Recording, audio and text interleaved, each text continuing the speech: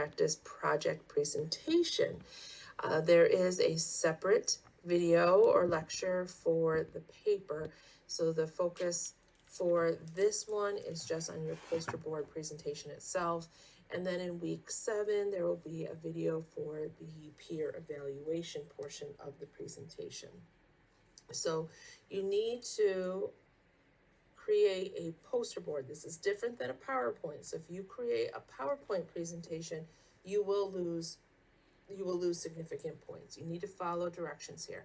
It is a poster board project. So you're going to create your poster board. You're going to be given a template to use, so you don't even have to worry about that.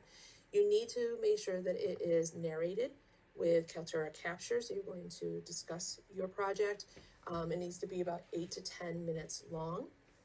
And you need to make sure that not only are you capturing your poster board on screen, but that you are also got your camera on so that you are visible throughout the presentation, because part of the evaluation will be on your professional appearance and your preparation for the narrating portion of your project. You can be very creative with your presentations, though you are given a template, but you can be very creative with how you set it up. Make sure that it's very visually appealing, but yet professional. You need to make sure that all the different aspects that you're going to be evaluated on are included in the content portion of the poster board. So it really needs to be those main sections of your paper: the clinical background, the rationale, your research question that really needs to stand out. You really need to make sure that that's kind of one of the highlights of the board. Your search strategies. You do not, if you don't have room on your poster board, you do not need to include variables. You can discuss those variables when you're talking about your research question verbally and orally when you're narrating. But if you don't have room, you do not have to have a section just for variables. Your literature synthesis really also needs to be a highlight. That is your evidence. That's what's the basis of your whole entire study. Your study or your project is a literature review. That's what it is. So it needs to make sure that that portion of your project is very evident and clear.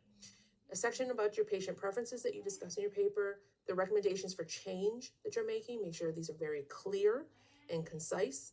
The nursing theory that you are applying to this project, and your conclusion. Did the evidence support the hypotheses of your research question? And then, because again, you are very limited to the space on your board, and you want to make sure you can add things like graphics, things that are going to make it appealing. You may not want to use up space for the references. That said, you still need to follow APA guidelines for presentations.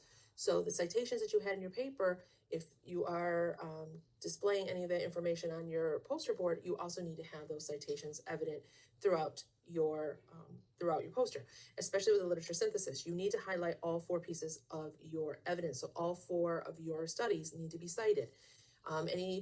The clinical background that you had support from credible sources needs to be cited. So you need to make sure you have also a full reference. Remember, you can never have citations without references or references without citations. So instead of taking up space on your poster board, you can create a Word document of your reference list.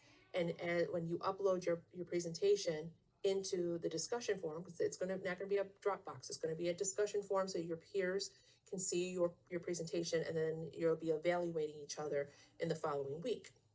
But you want to make sure that after you upload your presentation, as the very first reply under your presentation, you need to have your full reference list available for your peers and your professor to be able to access.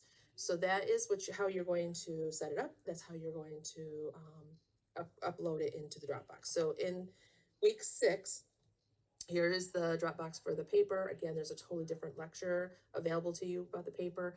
Here's the Kaltura instructions. Most of you have used Kaltura a couple times at least in this program between health assessment and 473. So that should not be new, but it's there for you. And then here's that discussion forum where you're going to upload your presentation through Kaltura. Make sure before you start that you have the Kaltura settings to have the screen and the camera on, and that you are prepared to be videotaped during your presentation. And then as your first reply, make sure you upload your properly formatted references. So here is the template that you will be using. And it is through PowerPoint, but this is not a PowerPoint presentation. You're only using this one screen. There's a lot of things that you can do with this. So you're just going to click on the different areas that you're filling out, or you can remove things. If you want to set it up a little bit differently, if you go to layout, it does give you some options on how to lay it out. Just know that if you go to the 5, let's see, it's not giving you an option for 5. If it gives you an option for 5, it will kind of treat this as a trifold, and you will see the outer sides be already kind of filled in with another presentation that you would have to remove before you be able to use it. It would, not that you can't do that, but it could be time consuming. You can still make this as personal as you want. I mean, the backgrounds are still applicable, even with the template. Make sure that you're using colors that are professional and appropriate for a presentation. If you don't like any of these backgrounds that it comes with, let's see, let's go back to the white. Oh, you can change the colors for that one too, I see, but let's just go to plain white. Oh, here's for the 5 that I was trying to show you. So it's gonna look a little confusing when you first open it, but then you'll have to adjust it. The best bet is to stick to one of the other layouts that doesn't have the sides in the way. If you were to print these, this wouldn't print, but when you go to do your presentation, it will. All right, let's see if I can get it to go back to where I wanted it without these. I don't know why these now won't disappear for me. But anyhow, when you want to, if you just want to do a one color background, you can practice with these. Choose your color, choose your gradient. It's got lots of different choices. You got different colors.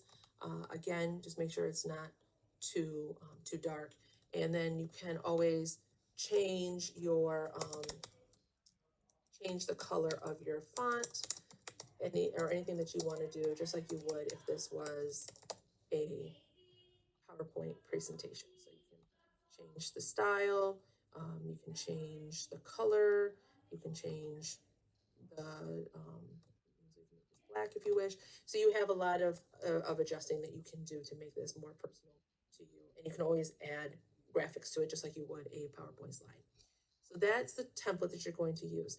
As far as grading rubric, it's going to be the peer evaluation that everybody will be using when they are watching your presentation that is assigned to give you feedback.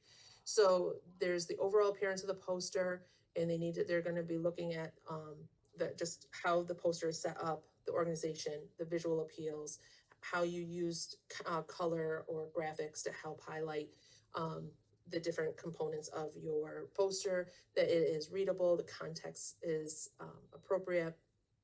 Then for the content, making sure that you remember, there is no title slide, but you still need to make sure you still have the appropriate information. With professional presentations, there should be a logo of the institution that you are representing. So in this case, it should be the SUNY Brockport logo somewhere on your PowerPoint, your poster board. If you were to be doing a presentation for work, you would have the logo for your facility. So it just shows who you are representing for this presentation. And in this case, you're representing the school. So make sure you include a logo. There needs to be a clinical significant background section. Your research question that is in proper PICO format. It needs to be it needs to be kind of highlighted somewhere on the poster so it stands out. The method that you used, the results, or the synthesis. So you're not putting your appraisal tables on here. Do not upload those. This is the synthesis part, and it needs to be, it's not the whole paragraphs. You're gonna treat what information you put on your poster very similar to what you would put on a slide. So use those bullet points, only those main ideas. Section for your patient preference and values, what your proposed recommendation for changes, the nursing theory that was being applied. In this case, it's going to be Lewin's change theory, and then your conclusion. What can you draw from the evidence that you found? Is there proper citations? Is there a reference attached to the post as a reply? And then the quality of the oral presentation. So they'll be looking at your professional appearance. You should be in an area that has a neutral background.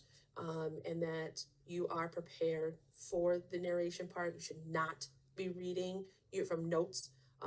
You can have some notes, like, in front of you to refer to, but you should not be reading directly to it. You absolutely should not be reading directly from your paper.